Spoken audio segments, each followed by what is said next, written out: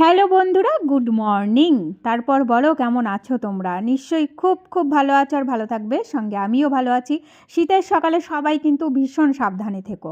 তো আমি এখানে মাছ ভাজা হচ্ছে আমার এই কড়াইতে, আর চিকেনটাও রান্না করব। মাছের একটা তরকারি নামিয়ে রেখে তারপর চিকেনটা রান্না করব। চিকেনটা খেয়ে আদি স্কুলে যাবে। তো আমার মেশিনে কিছু কটনের কাচাকুচি চলছে, আর আমি না এখনও পর্যন্ত ঘরটা ঝাড় দিইনি। ঘরটা ঝাড় দিয়েছি, পুরোটা দিইনি।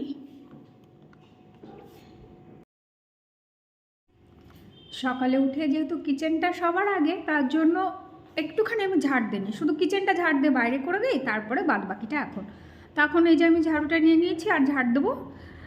আমি প্রথমে ড্রয়িং রুম থেকেই শুরু করি। তো চলে এলাম, মোটামুটি এখানে গোছানো যাচ্ছে, শুধু কার্পেটগুলোকে তুলতে হবে আর ঝাড় দিতে হবে। লাইটটা একটু জ্বালিয়ে নিই। তো আমার ব্লগটি যদি তোমাদের ভালো লেগে থাকে তাহলে প্লিজ লাইক, শেয়ার, কমেন্টস এবং সাবস্ক্রাইব করে আমার পাশে থেকো। যারা আমাকে সাবস্ক্রাইব করেছো তাদেরকে অসংখ্য ধন্যবাদ, অনেক অনেক ধন্যবাদ। তো ড্রয়িং রুমটা আগে কার্পেটগুলো তুলে ঝেড়ে নিই, তারপরে তো ঝাড়টা দেবো। তো আমার এখানে দুটো কার্পেট পাতানো থাকে, আর এই দুটোকে আমি রোজই এইভাবে ধুলোটা ঝেড়ে, যদিও ধুলো হয় না, ধুলোটা ঝেড়ে তারপরে আবার মোছার পরে বিছানো হয়।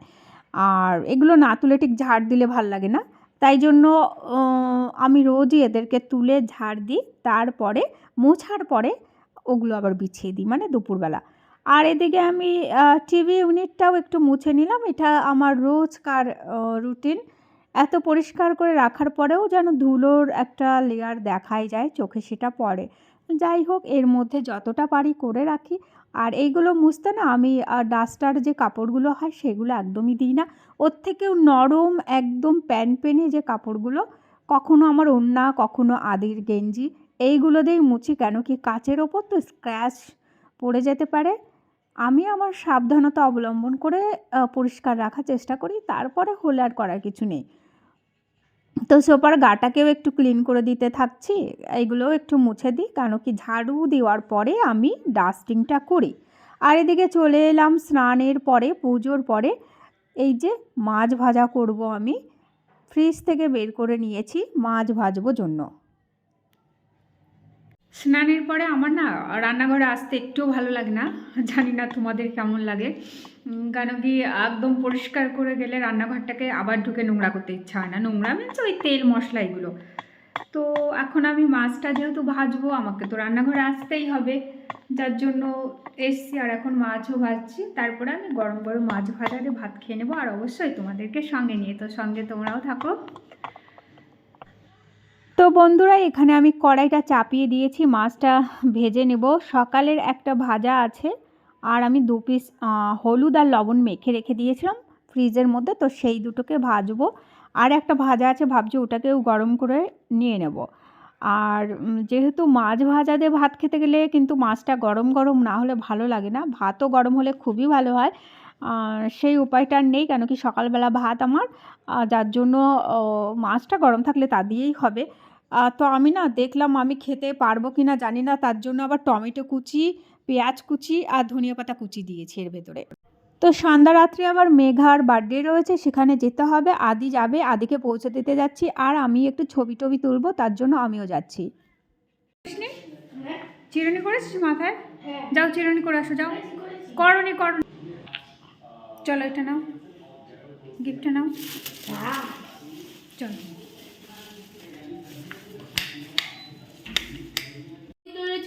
যে হচ্ছে হচ্ছে, হ্যাঁ ঠান্ডা ঢুকছে, দরজাটা বন্ধ করে দে। তো আমি এখানে ঢুকে গেছি, আর ডোয়া আর মেঘা একদম রেডি হয়ে একদম রেড রেড পরি সেজে রয়েছে। আর এখানে মেঘার বার্থডে হবে, আর বনুটাও সেজে নিয়েছে। এই দেখো, ডল পুতুলের মতো একটা রেড কালারের ড্রেস পরে সুন্দর করে সেজে দাঁড়িয়ে আছে। আর ওর না প্রচণ্ড শীত লাগছে, শীতে কাঁপছে। আর বলছি যে ওকে একটা কিছু সোয়েটার পরিয়ে দাও, কিন্তু এই মুহূর্তে না পরবে না। আসলে আমরা সবাই ফ্যাশনটা খুব ভালো বুঝি, সোয়েটারটা পরলে সুন্দর ফ্রকটা আর দেখা যাবে না, ওটা খুব ভালো করে বুঝতে পারছে। যার জন্য ওর মা আবার একটা টুপি পরিয়ে দিচ্ছে, পায়েল আর কি ওকে টুপি পরিয়ে দিল, কিছুটা হলেও একটু গরম হবে আর কি। যাই হোক, ওদেরকে আবার ছবি টবি তুলছি, সবাই ভীষণ আনন্দ করছে, খুব হ্যাপি। তো এখানে মেঘার দাদু শুরু করছে ওকে আশীর্বাদ করা। আর আমি এবার পাশ থেকে বলছি শুধু কিন্তু ওকে করলে হবে না, পাশে কিন্তু ডোয়া দাঁড়িয়ে আছে, ওকেও করতে হবে। আর এখন না ওকে সোয়েটারটা পরানো হয়েছে, কারণ প্রচণ্ড শীত, আমরা সবাই চাদর সোয়েটার পরে আছি, আর ও কিছুতেই কিছু পরবে না, তাও একটা জোর করে পরিয়ে দিল। প্রথমত না পরতে চাইছিল না সোয়েটারটা, তো এখন পরিয়ে আবার ঠিক পুতুলের মতোই দাঁড়িয়ে আছে, একদম ওর দিদির পাশে দাঁড়িয়ে রয়েছে। ওর দাদুভাই কী করছে সেইটা খুব ভালো করে দেখছে, আর মাঝে মধ্যে আমার ফোনের দিকে তাকিয়ে আছে, যেহেতু ওদের বাড়ি কয়েকদিন আগেই কালী পুজো হলো, সেইখানটাতে না ভিডিও করেছিলাম, ও ঠিক বুঝতে পারছে যে আমি ভিডিও করছি, তাই সুন্দর করে পোজ করে আবার একটু তাকিয়েও নেয়। যাই হোক, ওকেও আবার একটু পায়েস খাইয়ে দেওয়া হচ্ছে, কেন কি দিদিভাইকে খাওয়ানো হচ্ছে, ওকে না খাওয়ালে হয় না, তাই জন্য আবার ওকেও একটু খাইয়ে দেওয়া হচ্ছে। যাই হোক, ওর দাদুর পরে দিদা চলেছে, দিদা একটু আশীর্বাদ করছে, এখানে আদি বসে আছে, আদি দেখছে, তো আমি আবার আদিকে এবার একটু ছবি নিয়ে নিলাম। এখানে চলছে ওকে আশীর্বাদ করার পর্বটা, আর ডোয়া দাঁড়িয়ে আছে চুপটি করে, মাঝে মধ্যে প্রচণ্ড হাসছে, খুব আনন্দ করছে, খুব এনজয় করছে, আর খেতে চাইছে না, তবুও সবার কথা শুনে আবার একটু হা করে মিষ্টিটা খেয়ে নিচ্ছে।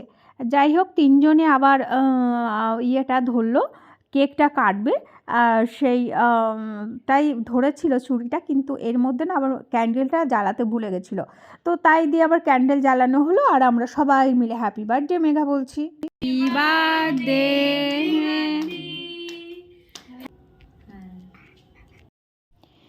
যাই হোক, কেকটা সুন্দরভাবে কাটার পরে মেঘা ওর মাকে ফার্স্টে কেকটা খাইয়ে দিল, মেঘাকেও খাইয়ে দিল, এদিকে আবার আদি দাদাকেও আবার একটু খাইয়ে দিতে হবে।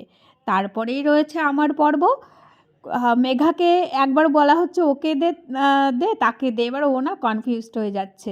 যাই হোক, আজকের ব্লগটি আমি এই রাত্রেবেলা বার্থডে পার্টি নিয়েই শেষ করব, আর তোমাদের আশা করি ভালো লাগছে। তোমাদের সঙ্গে আবার খুব তাড়াতাড়ি দেখা হচ্ছে নেক্সট ব্লগে। তো সবাই কিন্তু শীতের মধ্যে খুব সাবধানে থেকো, আর আদি এখানে থাকবে, আমি বেরিয়ে যাব। ওখানে দেখো ডোয়া আবার একটু ফাইনালি সুন্দর করে দাঁড়িয়ে আছে, তো মেঘা আমাকে লাস্টে আবার কেক খাইয়ে দিল।